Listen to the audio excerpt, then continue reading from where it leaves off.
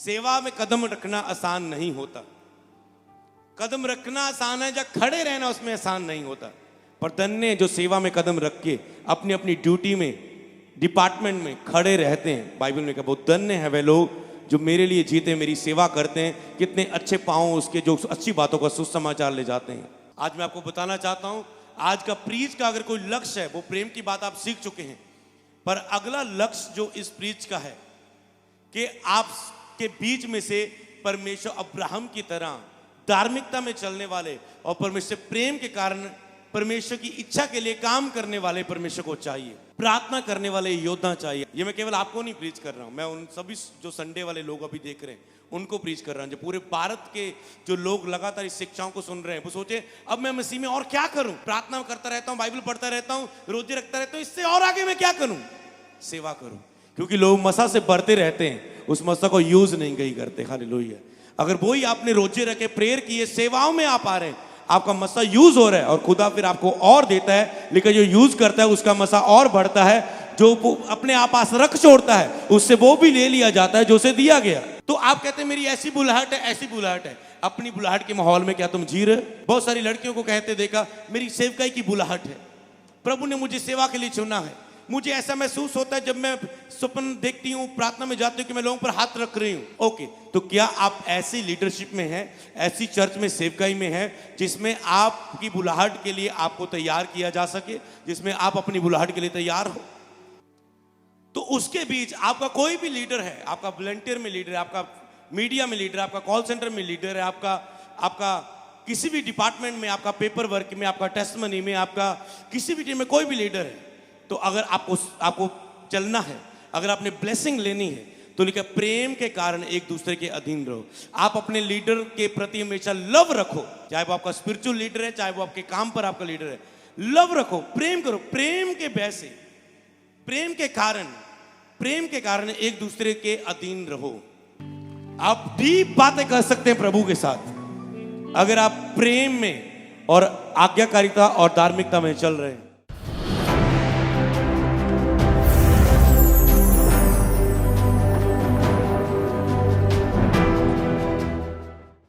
एक अद्भुत प्रेजेंस आज तैयार है उस अनुग्रह के सिंहासन के नीचे आपको ब्लेस करने के लिए। अपने घुटनों पे आओ और कहो प्रभु परमेश्वर, जैसे ये वचन हम सुन रहे हैं, हमारे हृदय में ये अच्छी जमीन बन के फल लेके आए। बोलो खुदावन, ये वचन मेरे लिए है, मैं जानता हूं, मुझे बढ़ाने के लिए है, मैं जानता हूं। मुझे आशीषित करें, मुझे बढ़ाएं, मुझे ब्लेस करें यीशु के नाम में। आमीन आमीन। एक वचन आप स्क्रीन पर पढ़ेंगे, उसके बाद मैं आगे बढ़ूंगा। नीति वचन की किताब उसका 3 अध्याय उसकी 32 आयत। क्योंकि यहोवा कुटिल से घृणा करता है, परंतु वह अपना भेद सीधे लोगों पर खोलता है। जब इसे पढ़ते हैं तो कुछ कुछ होता है स्पिरिट में कि परमेश्वर जब कैसे लोगों को बढ़ाना चाहता है, कैसे लोगों को परमेश्वर ब्लेस करता है, यूज करता है, बढ़ाता है, कैसे लोग अभिषेक को ले पाते। याद रखो, अब अनॉइंटिंग जो होती है, एक आप परमेश्वर के साथ रहकर अनॉइंटिंग को प्राप्त करते हैं, धार्मिकता में, आत्मिक क्रियाओं में, प्रार्थनाओं में बढ़ के। वो तरीके आपको कई बहुत सारे मालूम है, नहीं है तो कुछ आप सीख लेंगे।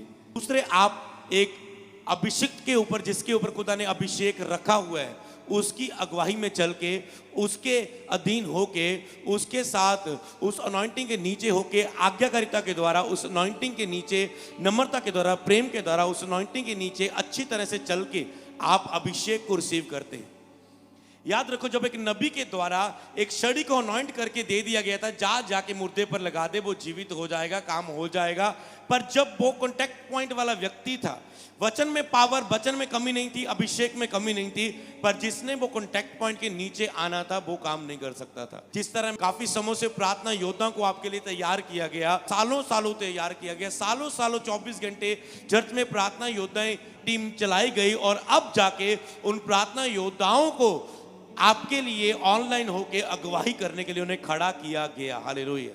क्योंकि जब तक एक कॉन्टेक्ट पॉइंट के नीचे, कॉन्टेक्ट के नीचे आता है, अगर वो धार्मिकता में ना चले, तो ये मैसेज आज जो आत्मा में बुजुर्ग हैं, जो आत्मा में मैच्योर है, उन लोगों की समझ में आएगा। तो जो लोग पूरे स्थिर है उसमें, जो लोग धार्मिकता में चल रहे हैं, प्रेयर में, होलीनेस में चल रहे हैं, उसके कारण वो अभिषेक आगे बढ़ता है। उसने जाके छड़ी को लगाया, जो आज्ञा दी गई थी उसके अनुसार नहीं किया।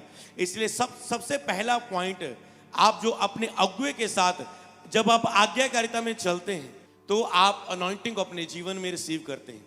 लिखा है अपने अगुए के अधीन रहो। परमेश्वर देखता है आपका पर्सनल रिलेशनशिप है, एक वचनों के साथ मैं आपको परमेश्वर के साथ बताऊंगा।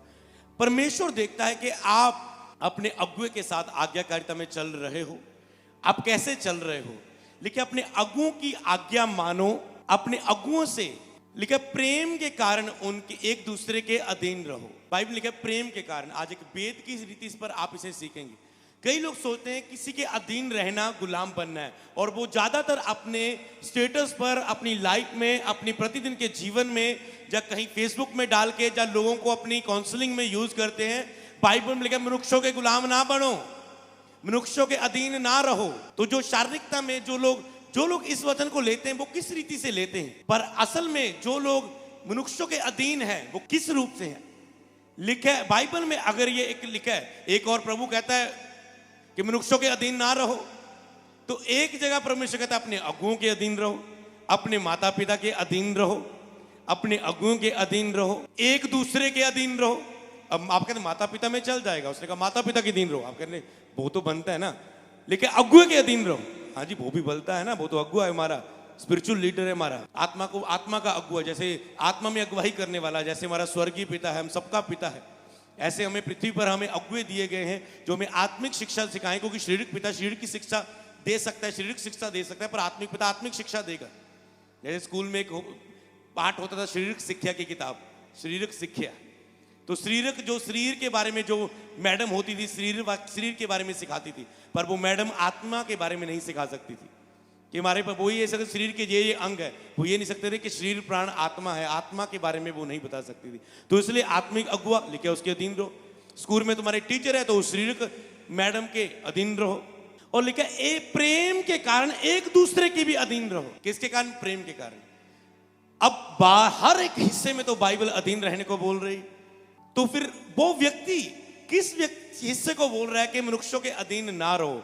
वो लोग उन लोगों के अधीन ना रहने को बोल रहा है जो मनुष्य चरित्र में नहीं है, जो लीडर स्पिरिचुअल ना हो, जो लीडर पाप में हो, जो लीडर व्यभिचार में हो, जो लीडर नीच कमाई के लिए भाग रहा हो, जो लीडर स्वार्थी हो, जो लीडर सही ना हो, जो लीडर आपको परमेश्वर के ही विरोध में परमेश्वर का इनकार करने को बोले, वो लीडर जो वो लोग, चाहे वो मनुष्य अपने माता पिता भी क्यों ना हो, जो आपको परमेश्वर का इनकार करने के लिए बोले, तो जो लोग परमेश्वर के फलों के साथ आपके सामने ना आए, लेकिन उनके अधीन ना रहो। जो परमेश्वर के फलों के द्वारा आपके सामने ना आए, जो परमेश्वर के फलों के बीच में रह के आपकी अगुवाई ना करें, तो उनके अधीन ना रहो। अगर आप कहते हैं अगर कोई अगुआ ताड़ना देता है, झिड़कता है, तो वो परमेश्वर का फल ही है कि पिता जिसे प्रेम करता है उसे ताड़ना भी देता है। अगर वो अगुआ आपसे प्रेम करता है तो वो आपको ताड़ना देगा, डांटेगा, ताकि आप सुधर जाओ। हालेलुया। तो इसीलिए मैं आपको बताता हूं कि उसने कहा परमेश्वर के प्रेम के कारण प्रेम से एक दूसरे के अधीन रहो। प्रेम से मतलब क्या है? अभी प्रेम से मतलब कि आप जिस तरह अपने माता पिता को प्रेम करते हैं और उनके अधीन रहते हैं, इसलिए अगर आप अपने अगुए को भी प्रेम करते हैं, इसलिए आप उनके अधीन चलते हैं। हालेलुया। समझ पाए? अगर किसी को जवाब देना हो तो आपको समझ हो जाए, आत्मिक किसी शारीरिक व्यक्ति को यह जवाब देना हो कि मैं अपने, कोई बोले पास्टर तू बड़ा पास्टर करदा है, अगुआं दे बंदियां दे अधीन नहीं होईदा, लिखिया मनुखा दे गुलाम ना बनो। तो आप जवाब दें, मैं उनका गुलाम नहीं, मैं उनसे प्रेम करता हूं, प्रेम के कारण मैं उनकी आज्ञा मानता हूं। क्या मैं अपने पिता से प्रेम के कारण उसकी आज्ञा नहीं मानता? तो मैं अपने स्पिरिचुअल फादर के प्रेम के कारण उसकी आज्ञा क्यों ना मानूं? मैं गुलामी के कारण नहीं मानता। क्या पिता की आज्ञा आप गुलामी के कारण मानते हैं? नो। ये अनॉइंटिंग के सीक्रेट है, क्योंकि कुछ शारीरिक लोगों को ऐसे ज्ञान के द्वारा अनॉइंटिंग से दूर कर दिया गया है मीडिया में, ऐसे ज्ञान के द्वारा। और वो हमेशा बीमार रहेंगे, हमेशा सफल नहीं होंगे, हमेशा दुखों में रहेंगे। आप उनकी लाइफ को भी देखना, जो ऐसे बोलते हैं हमेशा आपको ज्यादा असरदार नहीं मिलेंगे। एक असरदार मसीह आप नहीं देखेंगे उन्हें। क्यों? क्योंकि वो अभिषेक को जब अपने शब्दों से कैंसिल कर दे तो अभिषेक उनको नहीं मिलता। और आपकी जो भी बुलाहट है उसमें बढ़ने के लिए आपको अभिषेक चाहिए। सेवादारों का झुंड है, मान लो आप, कोई ना कोई आपके पास सेवा है, पर उसी सेवा में सफल होने के लिए, बढ़ने के लिए आपकी लाइफ में कितना अभिषेक है, आप उतना आगे जाएंगे। तो मान लो, लेकिन प्रेम के कारण, जैसे आप अपने माता पिता की आज्ञा क्या मानते? डर के मानते? नहीं, प्रेम के कारण नहीं। कोई लड़का बोलता है, लड़की तू मुझे मिलने के लिए आ। नहीं, मैं मिलने नहीं आ सकती, क्योंकि मैं अपनी मम्मी पापा से प्रेम करती हूँ। क्योंकि अगर वो मुझे ऐसा देखेंगे, लेकिन मेरी लड़की बाहर गई थी, हमारी लड़की को उनको पता चल गया, तो वो मुझसे जो प्रेम करते हैं मैं उनके दिल दुखाऊंगी, तो मैं उनका दिल नहीं दुखाना चाहती। इसलिए मैं तुझे अपने माता पिता की आज्ञा के खिलाफ मिलने नहीं आऊंगी, तुझसे बात नहीं कर सकती फोन पे। ये है प्रेम। समझ पा रहे हैं? ये है प्रेम, क्योंकि आप अपने माता से प्रेम करते हैं। डांट के कारण नहीं, मुझे वो डांटेंगे। डांट के कारण जो बच्चे हैं वो हमेशा माता पिता के खिलाफ आपको नजर आएंगे, वो हमेशा उनका दिल दुखाएंगे, क्योंकि उन बच्चों के अंदर, माता पिता के अंदर प्रेम नहीं। याद रखो, जो बच्चे अपने माता पिता के खिलाफ जाते हैं, उनकी आज्ञा के खिलाफ जाते हैं, फोन नहीं छोड़ते, उनकी आज्ञा के खिलाफ लड़कों से बात करती हैं लड़की, लड़के लड़कियों के पीछे रहते हैं, जो उनके खिलाफ जाते हैं, इसका मतलब उनसे प्रेम नहीं करते। वो उनसे प्रेम नहीं करते, उनकी आज्ञा के खिलाफ जाते हैं। और जितना मर्जी वो डांटे, जितना मर्जी वो समझाएं, जितना मर्जी वो पीटें, वो फिर भी नहीं मानते। इसका मतलब प्रेम नहीं है। इसलिए बाइबल में क्या, प्रेम में रहो, फैमिलियों में आपस में प्रेम में रहो, क्योंकि तुम डांट के किसी को जीत नहीं सकते, ना ही तो किसी को गुलाम बना सकते हो। तुम प्रेम के कारण, जहां डांट है वहां डांट चाहिए, जहां प्रेम है वहां पर प्रेम चाहिए। इन्हें दोनों को मेंटेन करके ही तुम आगे बढ़ सकते हो। अगर तुम हमेशा एक ही तरीका यूज करोगे, डांट डांट डांट, और कभी प्रेम ना करोगे, तो हमारा, अगर किसी के लिए डांट है, झिड़का है, तो हमारा प्रेम उसके लिए ज्यादा होता है। अगर एक महीना प्रेम, तो उसके बाद जब प्रेम की और हम उन्हें प्रेम देते, अपना प्यार देते, लव देते, अपना उनकी लाइफ में उनको सपोर्ट करते, उन्हें ब्लेस करते, उनको आशीष करते, उनके साथ टाइम स्पेंड करते, तो वो प्रेम के कारण वो हमेशा रहते हैं, खड़े रहते। वो लोग, वो टीम हमेशा उस प्रेम के कारण खड़ी रहती है। इसलिए का प्रेम के कारण एक दूसरे के अधीन रहो। याद रखो, इसलिए अगर तुम स्पिरिचुअल लीडर्स के लिए, आज मुझे प्रीच करने को प्रभु ने बोला, वर्ड दिया स्पिरिचुअल लीडर और सेवकों की मंडली, तो जिसको लेके मुझे आज प्रीच करना है। तो फलों में रहने वाला व्यक्ति, जो खुद फलों में है, वो ही परख सकता है। जो शरीर में, वो हमेशा दूसरे व्यक्ति को शरीर में ही समझेगा, जो खुद फलों में नहीं है। याद रखो, और वो हमेशा शरीर के व्यक्ति, फलों वाले व्यक्ति से अलग होता है, शैतान के द्वारा अलग किया जाता है उसे शरीर को बना के। तो सबसे पहले जो अधीनगी है वो प्रेम के कारण आप करते हो, कि आप अपने अगुए से प्रेम करते हैं। तो जब आप अगुए से लव करते हैं प्रेम के कारण, अब नए नियम में देखें, आप परमेश्वर की इससे डर क्या करते हैं। आप जितना मर्जी सोच लो, दुख का डर कभी एक व्यक्ति के अंदर नहीं आता। आज नए नियम अनुग्रह के समय में, कि मैं गलती करूंगा, परमेश्वर मेरी टांग तोड़ देगा, मुझे अंधा कर देगा, मुझे बिस्तर पर 1 महीने के लिए बीमार कर देगा। क्या आता है किसी मसीह के अंदर ऐसा डर? शायद जो आत्मा में नहीं होगा उसके अंदर आ सकता है। आता है, ऐसा नहीं डर आता। पुराने नियम में ऐसा डर आता था उनके अंदर। तो परमेश्वर ने नए नियम में क्या किया, कि मेरे प्रेम के कारण तुम मेरे अधीन रहो। नहीं तो परमेश्वर किसी को अधीन नहीं रखता, क्योंकि परमेश्वर ने आदम हवा को भी अधीन ना रखा। उसने उन्हें चॉइस दी, चुनाव दिया, भले को चुनना या बुरे को चुनना। परमेश्वर ने भी हमें अपने अधीन नहीं किया। आपको पता, अगर प्रभु हमें अधीन करे तो टोटल हमें चलाए, पर वो हमें अपने अधीन नहीं देखता। वो कहता प्रेम के कारण तुम मेरे अधीन रहो। तो जो व्यक्ति के परमेश्वर के अधीन आज्ञाकारिता में चलता है, वो अपने प्रेम का सबूत देता है। इस कारण वो अभिषेक किया जाता है व्यक्ति। हालेलुया। मैंने कहा, अगर आप आत्मिक होगे आप समझ पाएंगे इस बात को। इस कारण आप अभिषेक किए जाते हैं, क्योंकि आप प्रेम के कारण परमेश्वर की आज्ञा मान रहे हैं। आपका लॉस तो कोई नहीं। आप प्रेम के कारण प्रेयर कर रहे हैं, आप प्रेम के कारण रोजे रख रहे हैं, आप प्रेम के कारण किसी की मदद कर रहे हैं, आप प्रेम के कारण कुछ कर रहे हैं। आप परमेश्वर से प्रेम के कारण रूहों को बचा रहे हैं, परमेश्वर के प्रेम के कारण निकल के प्रचार कर रहे हैं, सुसमाचार के लिए जा रहे हैं। आप परमेश्वर से प्रेम के कारण अपने आप के लिए मरते हैं, सेल्फ डेथ में जाते हैं, फास्टिंग में के बलिदान देते हैं, शरीर का विलासों का बलिदान देते हैं, अपनी बुरी आदतों का बलिदान देते हैं। क्या? प्रेम के कारण। हालेलुया। परमेश्वर ने अपने प्रेम के कारण अपने इकलौता पुत्र दे दिया।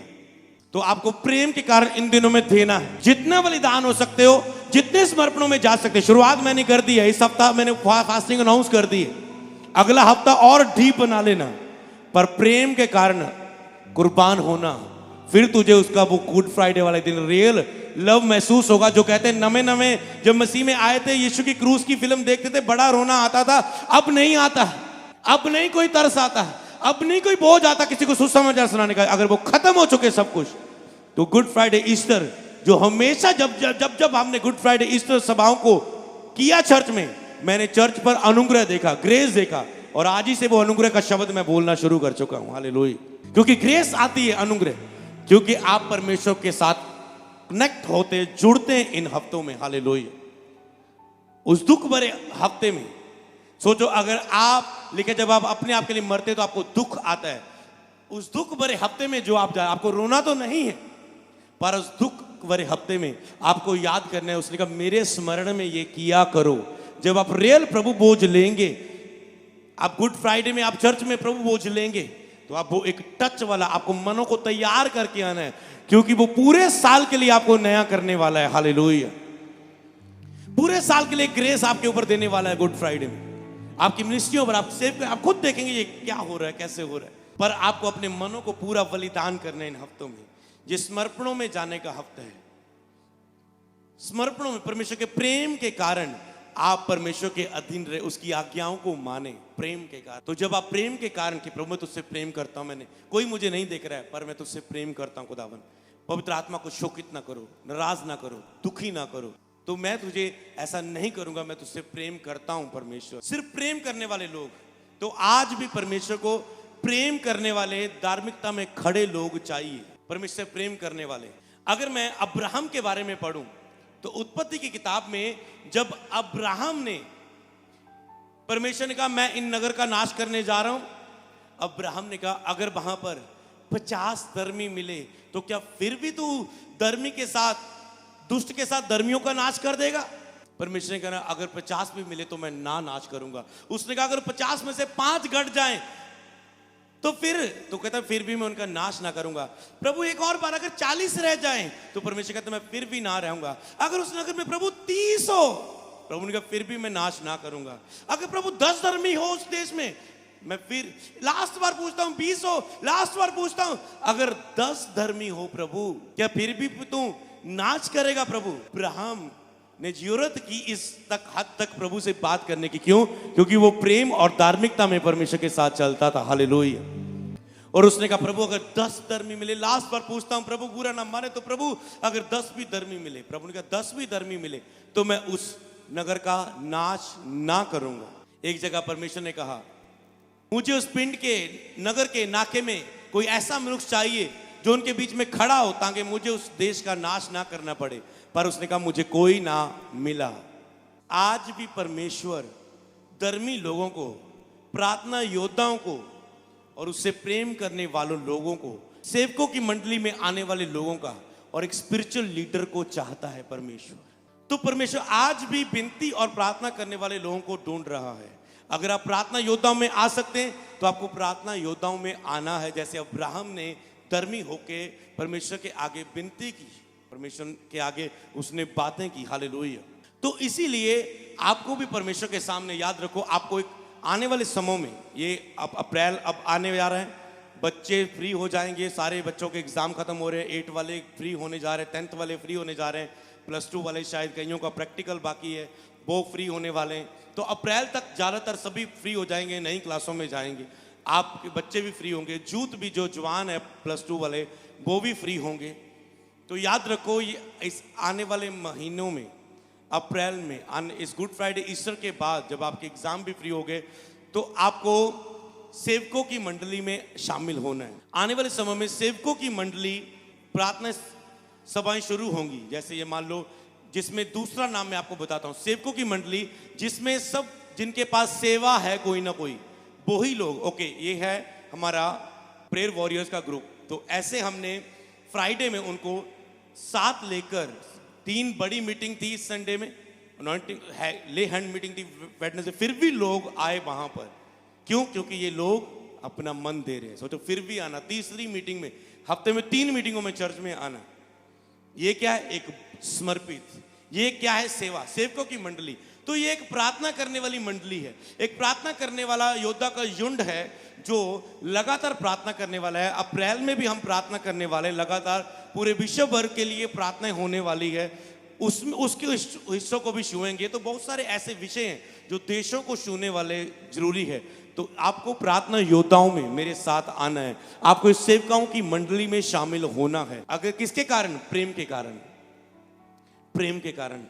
आप इसलिए प्रार्थना योद्धा में हैं क्योंकि आप प्रभु से प्रेम करते हो, और प्रार्थना योद्धा प्रभु के बहुत करीब होता है। इससे मैंने प्रार्थना युद्ध शुरू किया था। हालेलुया।